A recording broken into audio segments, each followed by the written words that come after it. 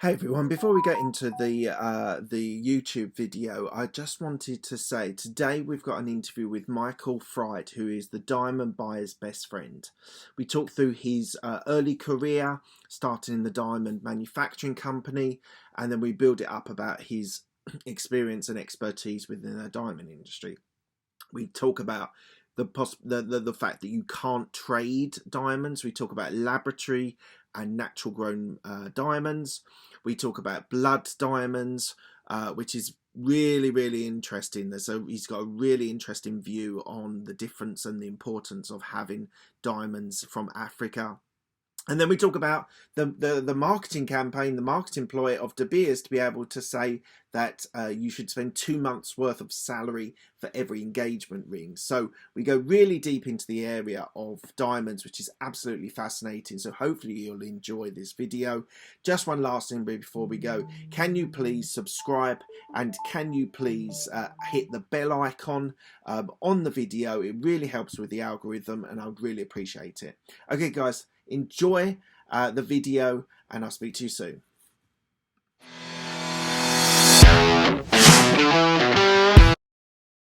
This is the Absolute Business Mindset podcast, created and hosted by Mark Hayward.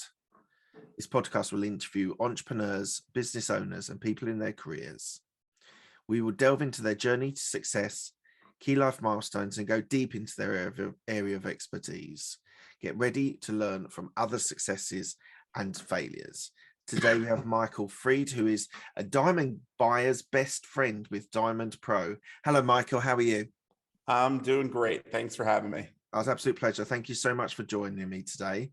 So let's go straight into your education. So you said just before we started that you actually did a degree in business and administration. Business and accounting, yes. Oh, sorry, business and accounting. So why did you choose that subject? And you gave me a bit of an insight before we started. Why didn't you pursue it, or why did you not pursue it any further?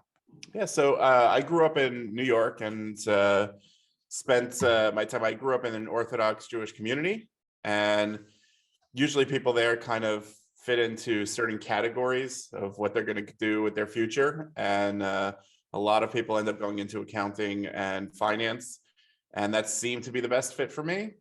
And I guess about 1 or 2 years into university, I quickly realized that it was not for me. Okay. Yeah. Why did you not like the accounting side? Did you not like the course? Did you not like the teacher? I didn't like being forced into just looking at a spreadsheet for the sake of looking at a spreadsheet. I liked the idea of being moving more towards a corporate job or a business job that had many different facets to it. Right. And did you finish your course? Or yes. Did you before? Yes. You did. And has it actually helped you in your diamond business having those sort of base core skills? Oh, absolutely. I mean, having fundamental knowledge of accounting and business in general always helps inform your decisions. Being quick to understand certain things like cash flow and debt to earnings ratios and whatnot always helps you when you're looking at a business. And we'll get into it, I guess, a little bit later, how the diamond industry works. But it definitely helped me manage my little fiefdom, if you will, when I was working on the corporate side of the business. Right. Okay. So you said you started in a diamond shop as a part-time at university. What attracted you to the diamond industry? The availability of a job. It was actually one of the largest diamond manufacturers in the world. Okay. My uncle worked there, and he managed to get me a job. I was doing admin work to start out. It was just really part-time, trying to pay some of the exorbitant fees that go with university in the United States. And who was the person that taught you about the clarity and all the facets of diamonds? So it was actually really interesting. I started out, as I mentioned, in admin, and I kind of picked up a lot of things on my own. And one of the salespeople was going out to meet with one of the largest retailers in America and their diamond buyer to sell diamonds.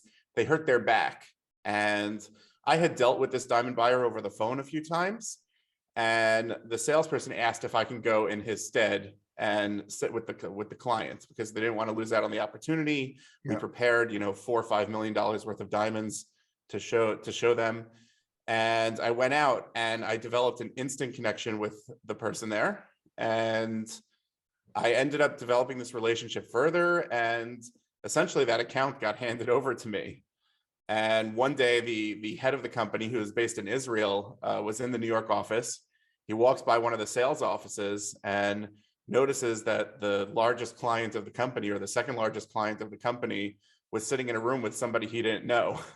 And he went in there to just find out what was going on. And the diamond buyer from that company was effusive in her praise for me. And later that day, the head of the company brought me in and said, "Hey, you're coming to Israel and you're going to actually learn about diamonds." Wow. And I spent a year training, probably the most vigorous way possible, to learn everything you need to know about diamonds. And what does that actually mean, actually being trained to have knowledge on diamonds? So most people, when you walk into a store as a consumer, people there might talk about getting a certificate from, like a kind of like a certification from one of the laboratories that offer training courses. That is not a particular deep understanding of the diamond business. What they teach you in those courses is really the technical aspects of the diamond, where you learn about how the cut interacts with each other and how it's going to make the diamond brilliant, how to grade color, how to grade clarity. What we were doing on our side of the business was really understanding the value of a diamond. The first day I was in Israel, I was sat down in a room. It was called the sorting room, and the diamonds that came back from the polishing factories were just poured out on your desk. You would start with about 1,000 diamonds. And I was just told, separate them into bright color and dark color. And that's what I did for the first couple of weeks. And then I had to refine that even more. And then I slowly did that, where I was sorting them out into specific grades of color. And then I did the same for clarity, do it for really ugly, really nice, and then just really started to get into the finer details of it. And after months of doing this, essentially what we're doing is we're assigning value to each diamond. So I'm looking at diamonds and I'm saying, okay, this goes into the $1,000 inventory, and this goes into the $1,200 per carat inventory. This one goes into the $1,400 per carat inventory. And once I was sufficiently knowledgeable with that, I took a few trips with some of the people who went and negotiated $5 or $10 million purchases of diamonds in India from other diamond polishing companies. And we would sit in a room. Often it was a large safe. We were locked into there with this $10 million box. And there was no way to go through the whole $10 million. And we had to do a quick, 1 hour, 2 hour inspection and basically give an estimate as to how much we thought that box was worth. And afterwards, we would then bring it to our office in Israel and figure out how profitable or how unprofitable the purchase was. So when you're dealing with that, it's about negotiating the right price for the diamonds. Yeah, Diamonds. So the first thing you have to do is understand from our point of view is how valuable the diamonds are, and then we have to understand how from, I wouldn't say an objective point of view, but from a strictly value, what the open market how much it's worth. And then you also have to look at it from the subjective point of view of what clients do we have that are looking for specific types of diamonds, because diamonds are they're not all the same, and different companies sell different types of diamonds. And I might have an order for very low quality diamonds, so I'm not actually there to look for better diamonds. I'm looking to fill an order of $1 million worth of what we would call frozen spit for Walmart. Right. And something you said earlier on, you would categorize them into $1,000, $1,200, $1,400. Can you actually tell that amount of difference on a metric of just $200? Yeah, pretty easily. When I'm talking about the $1,000 to $1,200, I'm referring to smaller diamonds. Okay. And What I mean most is that the metrics between just £200, you can clearly see. well, it's a 20% difference. Yeah. Yeah. It's very easy. So essentially, most people have heard of the diamond color and diamond clarity, at least when we're starting to look for diamonds. So looking at the difference, diamond color is graded D to Z, but most of the time you're looking at D to K color diamonds, and clarity is flawless down to I1. And we would pick, the difference between an H that what we would have is what's called parcels. We would have a folded piece of paper that was like an envelope, and we would put all the diamonds that are a specific quality into that parcel. And we would have an inventory number for that. So let's say our line 17 was a GHVS quality. And those diamonds were worth, if they were 35 pointers at the time, they were worth $700 per carat. And the J color SI quality was worth, let's say, I don't know, 650 or 600. So we would know the difference between those. Obviously, when you get into larger quality diamonds, the diamonds that you're looking at individually, a 1 carat plus, 4,000, 5,000 pound diamonds, those we don't divide up into values. We give them specific color grades. I would evaluate it and say, this is going to be a GSI1 if we send it to the laboratory for grading. Right. And what's the fluctuation in price within diamonds? You mean historically or based on quality?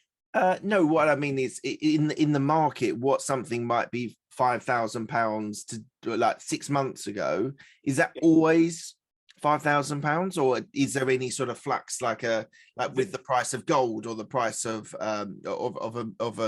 something that you mine?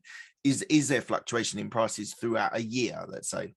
Well, there is fluctuation, but I wouldn't compare it necessarily to gold or other minerals, because those are traded in the investment circles. Yeah. So the price of gold isn't necessarily defined by supply and demand. Yeah. It's also defined by prospecting. You don't really have that in diamonds, because as there's just such a variety of qualities, it's very difficult for people to invest the same way that they would with, let's say, gold. And gold is just a commonly accepted standard that people trade easily. Yeah. So most of the fluctuations you see in price on gold have absolutely nothing to do with the supply and demand of gold.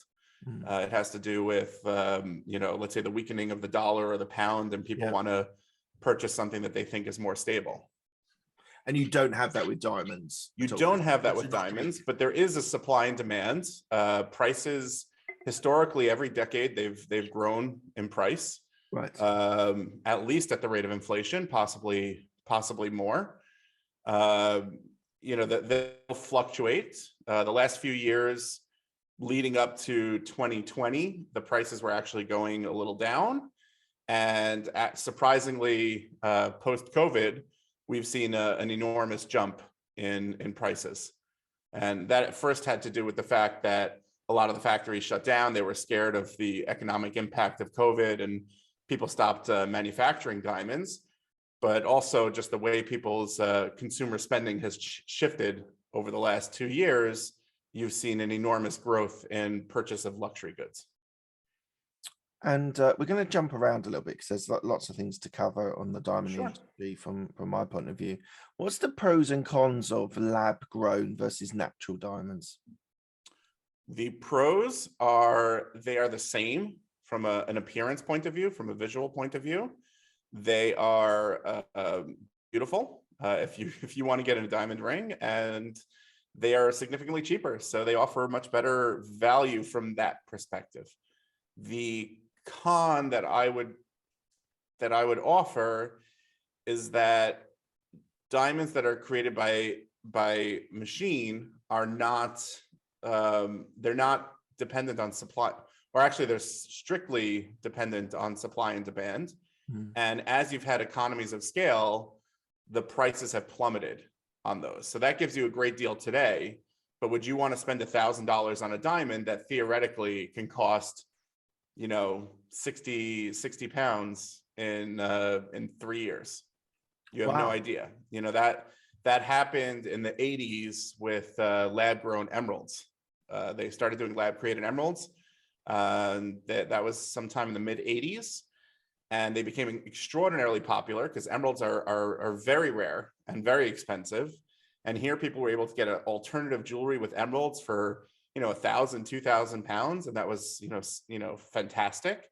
But as the technology advanced and as the economies of scale advanced, all of a sudden you started to see emerald jewelry with lab created emeralds in discount stores for 200-300 pounds. So it kind of cheapens the shine off of the purchase that you made. So that's a risk that you're taking when you purchase a lab grown diamond. And Now, your expert opinion, could you tell the difference between a lab grown diamond and a natural diamond? no. Right. I Okay. mean, there are very slight, subtle differences in the makeup, if you will, the carbon makeup of a lab grown diamond, but they're so minute. The only reason I would know is if I'm looking at a big pile of them. Right. We mentioned the color scale. Often, natural diamonds have usually have a natural yellow or warmish tint to them.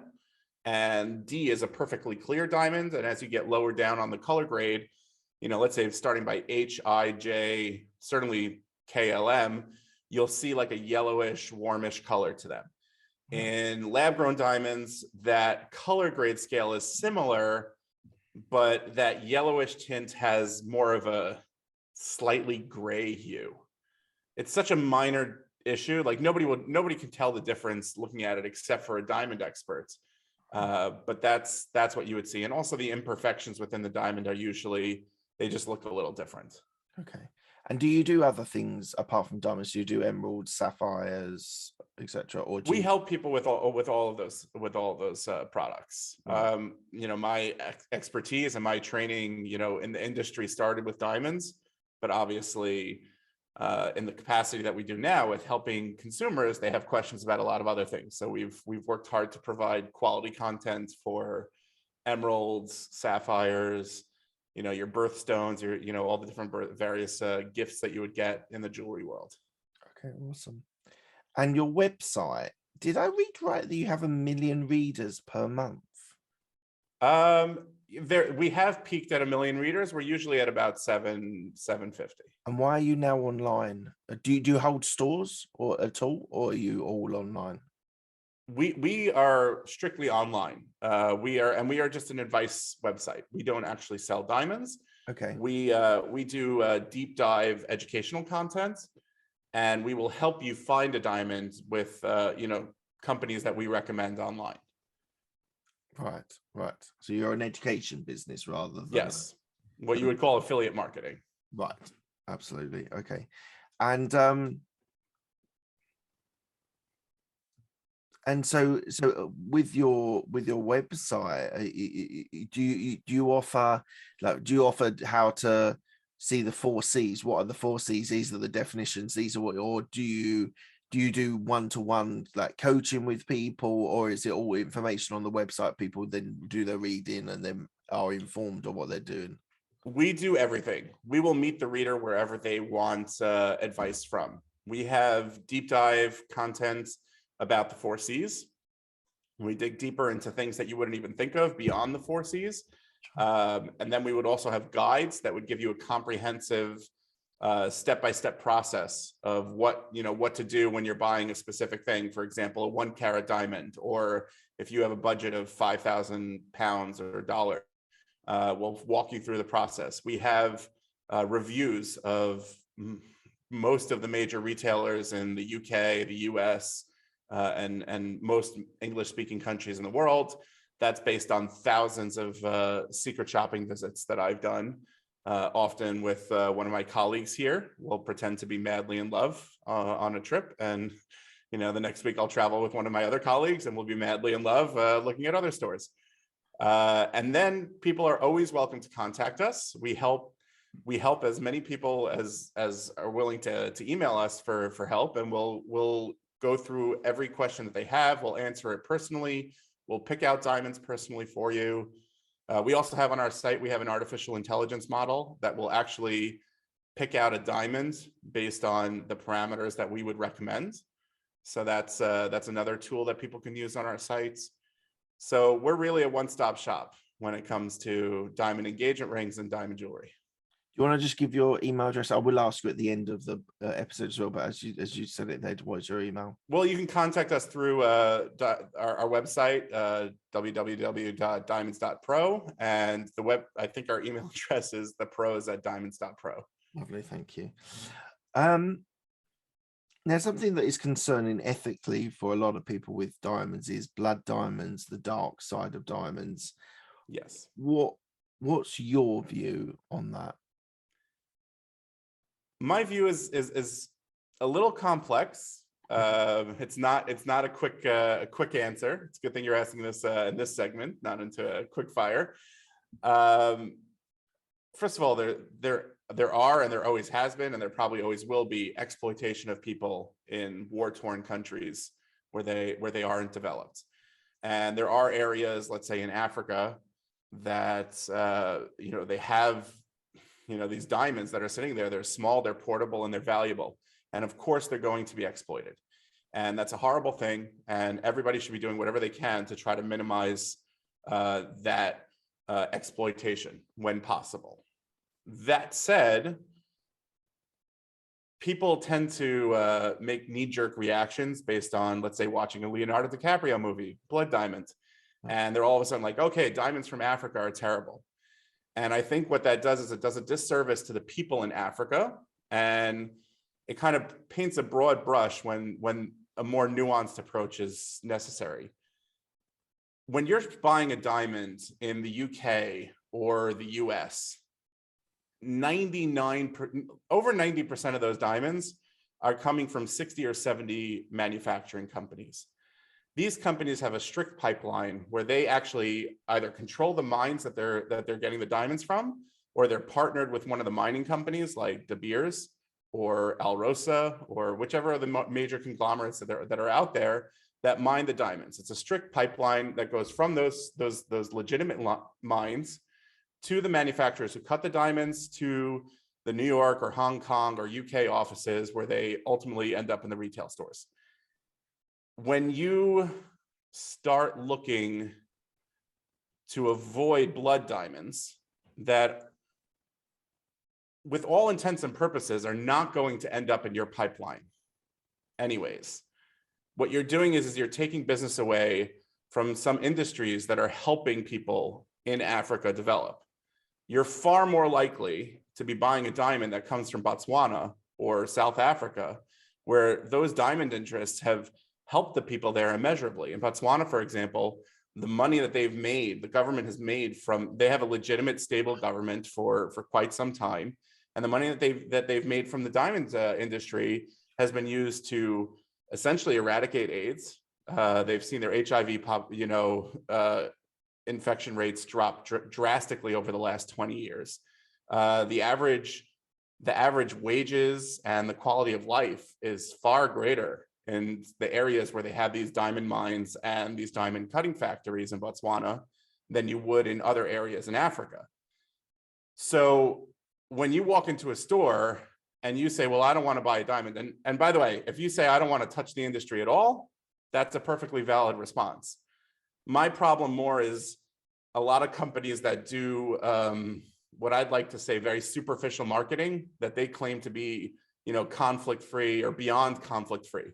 Because all the diamonds that you're seeing, all the major retailers in America, the UK, anywhere in Europe, they all commit to the Kimberley process, which is making sure that their diamonds are coming from this pipeline that I talked about previously. So there are companies out there that claim to be beyond conflict-free. For example, that's a tagline that I've seen. And what they're doing is they're ensuring that these diamonds are not coming from, they're claiming that they're doing more to ensure that those diamonds are not coming from these war-torn areas. What they offer on their site, though, are lots of diamonds from Canada and lots of diamonds from Russia. Now, those pose two different ethical dilemmas for people. One is, if you avoid buying diamonds from Africa, where 99.9% of the diamonds that would end up in your store would most likely be from a legitimate business that's helping the people in Africa, and then you end up buying diamonds that come from Russia. Russia doesn't exactly have the best track record when it comes to human rights. Alrosa is owned by the Russian states. They have a significant ownership stake there. Is it better to deprive the people from Africa and give that money to people who are threatening to invade Ukraine, for example? That's a very complex question. Or would you rather give money to Canada, which I love Canada. Canada is an amazing place, but that's a very wealthy country that doesn't really need that money too badly. So where are you drawing the line? How are you making these decisions? Okay. Just to complete transparency, I have no agenda here. I'm here to ask questions because I don't know. I'm coming from a curiosity angle rather than having a particular angle. But how much of the percentage would you say of diamonds globally come from corrupt or ethically void countries in Africa, where it's predominantly, yes, I've seen the film with Leonardo DiCaprio, Blood Diamond, and yes, that has sort of fashioned some of my thought. But just to get an idea, what sort of percentage of the global market is coming from African war-torn countries? So I don't have a specific answer for that. I don't have an exact number, but what I can tell you is that anywhere between 75 and 90% of all diamonds that are coming out of Africa alone are coming from mining operations. And those are all run by legitimate organizations. Right. The diamonds that, the other way that you can actually find, natural diamonds, I believe it's called alluvial mining, which is sifting through riverbeds, kind of like what you saw in the gold rush in California. Yeah. And you can find them that have somehow come out through underwater streams and whatnot. So theoretically, that's the only one that's accessible to people other than the factories. But of that, we're saying that 10 to 15% or whatever that number is exactly from Africa is coming from alluvial mining. Doesn't mean that 15% is coming from those war-torn countries.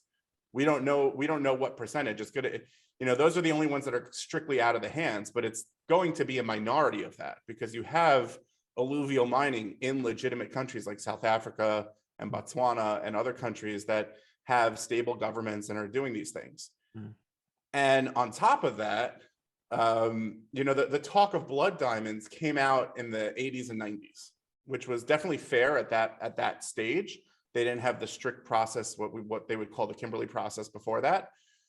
And at that point, Africa was making up 80 to 90% of all the diamonds in the world. Now they don't even make up half. So what we're talking about is a small percentage of alluvial diamonds, which is a small percentage of overall diamonds that are coming from Africa, which is a small percentage of the overall diamonds in the world. Right. So I can't put a specific number on it, but the chances of it happening are so infinitesimally small, in my opinion, that it's not really something that you should be caring about. Now, I'm not saying you should buy a diamond. I don't buy into the diamond industry's marketing on a whole that everybody needs to buy a diamond when they get engaged. I don't agree with that. And, that's something that you should decide on your own. And first of all, if that tiny infinitesimal percentage chance of buying something like that is going to bother you, then fine, that's a valid reason not to buy a diamond. There's also environmental concerns of buying anything that's mined. Yeah. At the same time, most people are making their posts that have a problem with this or saying it on their iPhones or whatever it is. The working conditions in Foxconn in China that manufacture electronics, yeah, and the natural resources that are required for all the electronics that we have in our life are, yeah, also coming from questionable sources. Yeah. We all have to make informed decisions. I'm not advocating that you buy a diamond. I'm here to help you get the best value if you choose to do so. but I don't think everybody should buy one necessarily. That's purely up to whatever people's traditions and emotional decisions decide. I'm not buying into the idea that you have to buy one. So I just think it's a more nuanced conversation that I think a lot of people just aren't willing to make the effort to come to that educated decision. And I think a lot of people are getting information and making assumptions and making that swift decisions on, well, all of the diamond industry is corrupt, and Yeah, and I totally appreciate that isn't, well, I'm taking your word that it's not the case. I agree. We should all be informed. If we want to buy diamonds, then we should try and mitigate the circumstances where we are buying blood diamonds. But as you say, there are a lot of things that are not necessarily ethically made, from trainers exactly. to phones to computers. So I do get that point. But I think as a diamond industry, you should be trying your hardest, as an industry, you being part of that industry, to make it as legitimate as you can. And that is that you should be thinking, not necessarily thinking about other industries. You should be thinking about how you can make your industry as legitimate as you can. I agree 100%. And first of all, I don't speak for the diamond industry as a whole. No, I know, but you're If part anything, of I'm a it. bit of an outsider at this point. That said, I know that the diamond industry is making attempts. I know that the main African mining operations, De Beers, or DTC is their company name, they're trying to introduce blockchain technology to show the source of every diamond that comes out of their mines. Right. That's something that's it's going to take time for that to be adopted. Yeah. That's an You've got early to collect all the adaptation. data as well. It's quite a lot of Yeah. data. Yeah. So that, certain things like that. I know, personally, I know of brands that I've spoken with the people. I don't like the companies that offer, just marketing fluff saying that they're beyond conflict free. That said, I've been, talking with a colleague of mine from the manufacturing side, and they developed a brand called Kalahari Dream, which all their diamonds come from their specific factory in Botswana, and they're tracing it back. Percentages of the money that you're paying for the diamond are going into that specific village and that specific region. Is it enough? Any retail company is making those, anything you're buying in retail, they're making efforts to show that they care. Yeah. And you have to make a decision whether that's enough or not for you. Absolutely. What's your view on De Beers? Are they what's your view on? They're the largest producer. They were the largest producer Okay. for a long time. They aren't anymore. It could be that they're the largest. They certainly don't have a majority of diamonds anymore. Okay. As I mentioned before, Africa is no longer the majority of diamonds produced in the world. Right. I think that they are the greatest advertising company of the last 100 years. Okay. And I don't think there's much competition, to be honest. Diamonds are beautiful. Diamonds are incredible. But this idea that you have to buy a diamond engagement ring when you get engaged is a novel concept that, was created by their marketing agency. I was going to say, when was that? When was that created? I don't want to be incorrect on this. I think it was in the early 50s. So this last century, you're trying to within the last 100 years. It was either before World War II or after World War II. Okay. It was an advertising company in New York. I think it was J. Walter Thompson that created a marketing campaign for De Beers. Right. And the rumor is, this is not confirmed, but that the whole presentation that they had for the marketing campaign was prepared for months and months and months, and they didn't have a title for it. And an intern just scribbled on the front of it, "Diamond is forever," and that ended up being the greatest slogan of the last 100 years. Yeah. And just in general, their marketing has been incredible. I don't know how it is exactly in the UK. I know that buying diamond engagement rings has grown in popularity over the last 34 years. Yeah, major. No, I've been to Haddon Gardens many times. I've been to a lot of your major retail chains.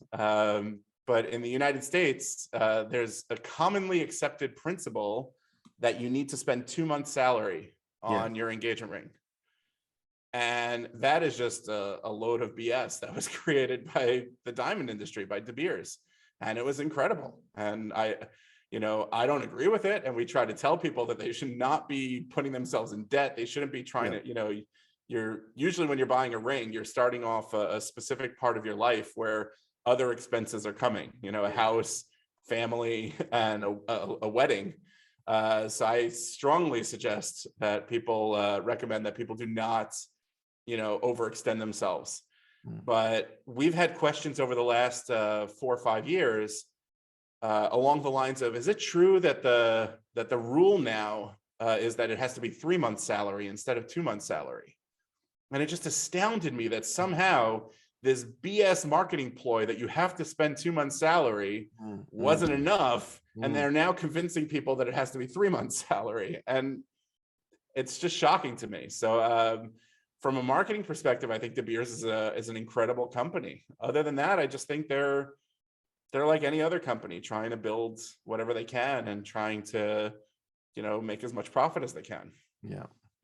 So you mentioned earlier on my reading that you pride yourself on mystery shopping and Yes. and going and testing these places. First is, have you ever been? You said you've been to Hatton Gardens. Have you done mystery shopping in?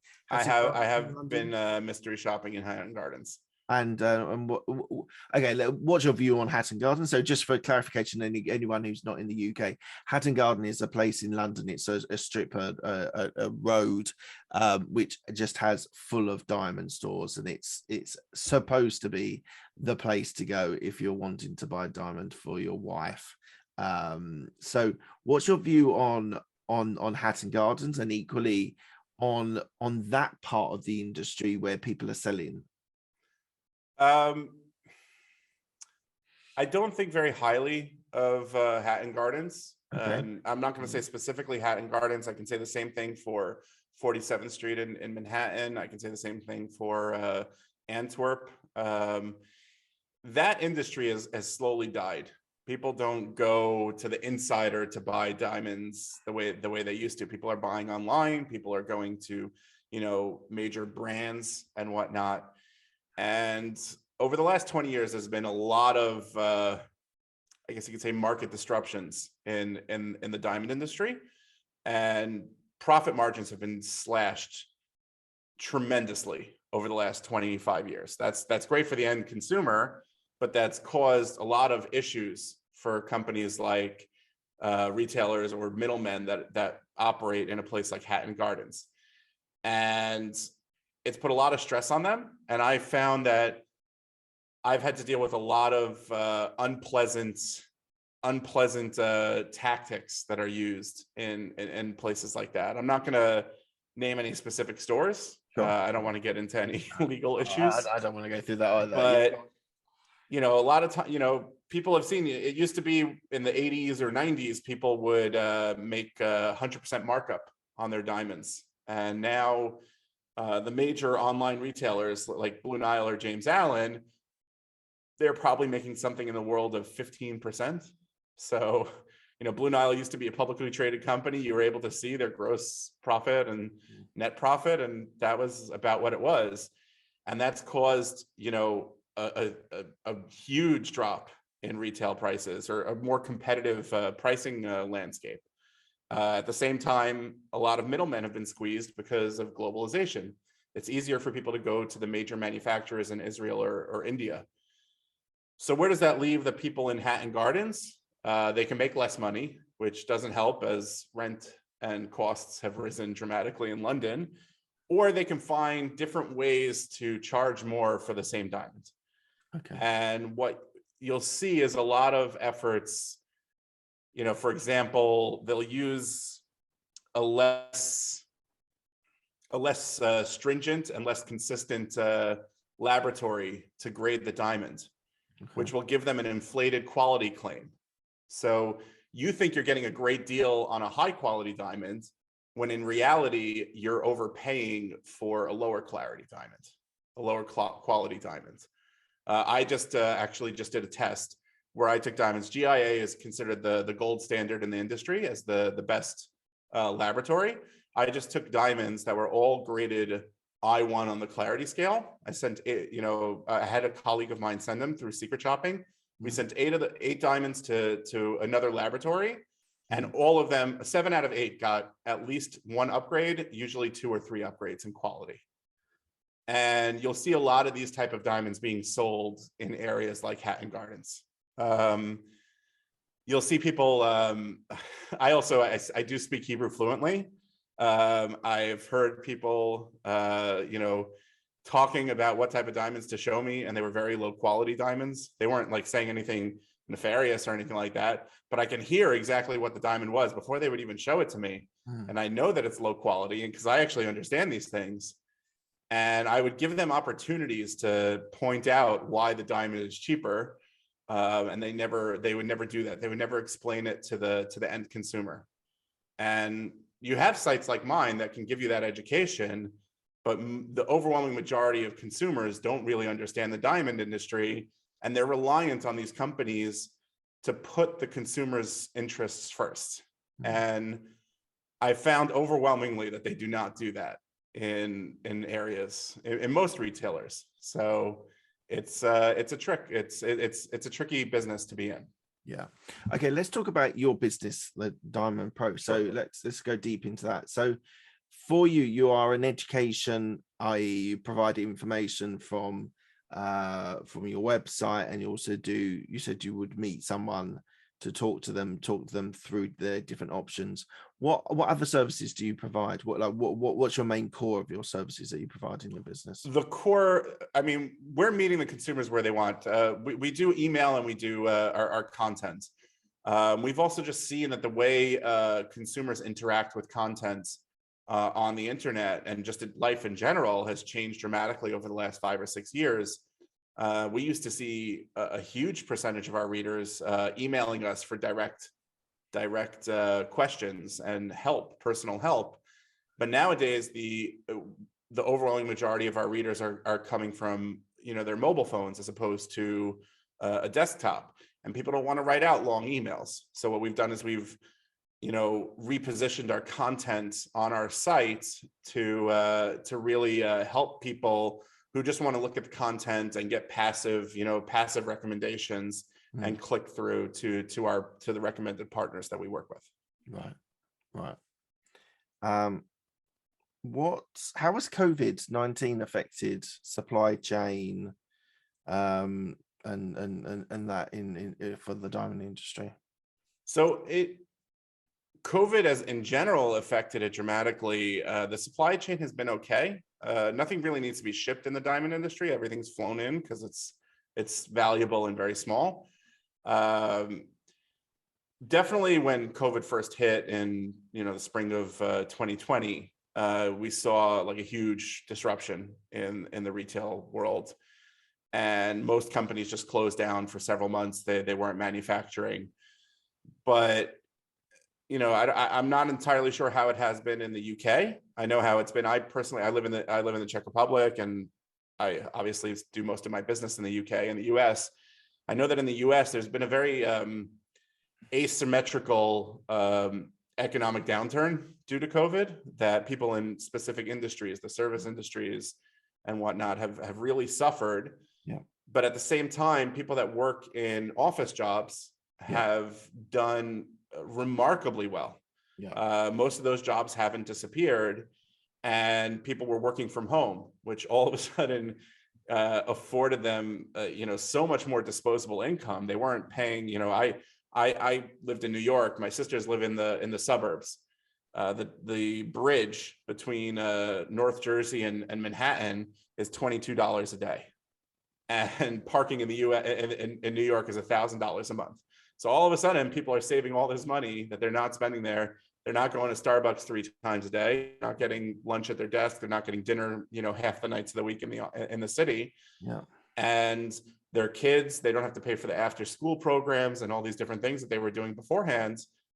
They've had a lot more disposable income. And you've seen just in general, people have stopped spending money on experiences like travel and just a general experiences, going to amusement parks, things like that, and they're spending it more on products, just because of the way our lives have changed in the last 2 years. Yeah. And the diamond industry has benefited enormously from that. So it's unfortunate that there's been such an asymmetrical economic downturn, and it's really bizarre that diamonds are doing well in this time, but that's been the case.